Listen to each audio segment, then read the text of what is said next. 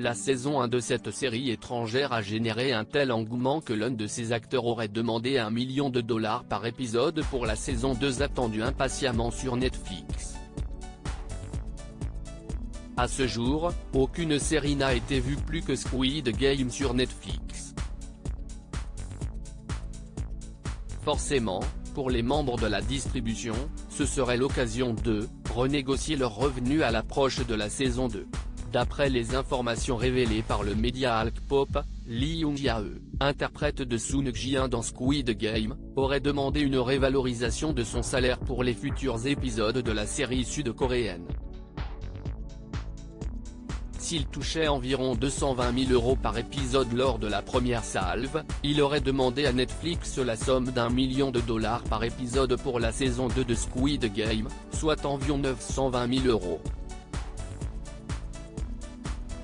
Pour l'heure, ni le principal concerné ni la plateforme de streaming n'ont réagi à ces rumeurs, mais selon le site d'information coréen Dispatch, l'entreprise rouge n'est pas en mesure de refuser une telle requête.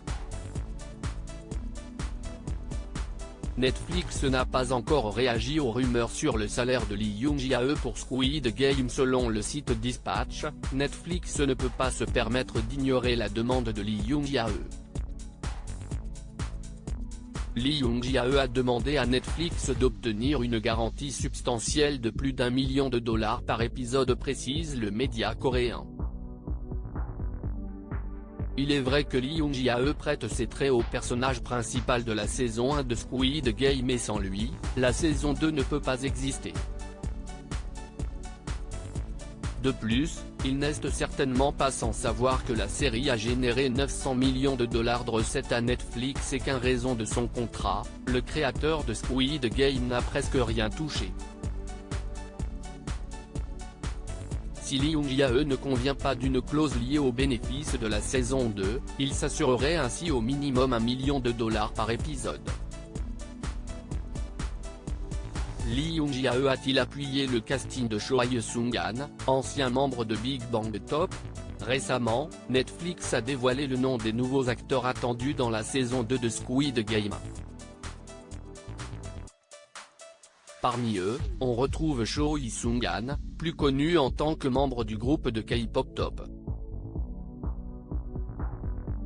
Étant donné que lui et Lee Young-jae sont amis, les internautes ont vite spéculé sur le fait qu'il avait appuyé sa candidature pour sa place au sein de la distribution. L'année dernière, les deux stars ont été vues en train de dîner avec le milliardaire japonais Maezawa Yusaku, qui parraine une mission civile sur la Lune avec Top comme l'un des passagers du vaisseau spatial.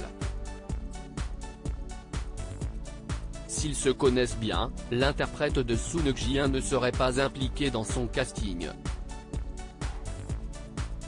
Ce quoi a affirmé son équipe de communication, comme le révèle Alkpop, Lee Young-jae n'a pas été en contact avec Top depuis des années. Il a revu Top en personne pour la première fois depuis très longtemps lors de la lecture du scénario de Squid Game 2 qui s'est tenu le 23 juin. Le jour où Lee Young-jae a été informé que Top était choisi pour la suite. Article écrit en collaboration avec 6 médias.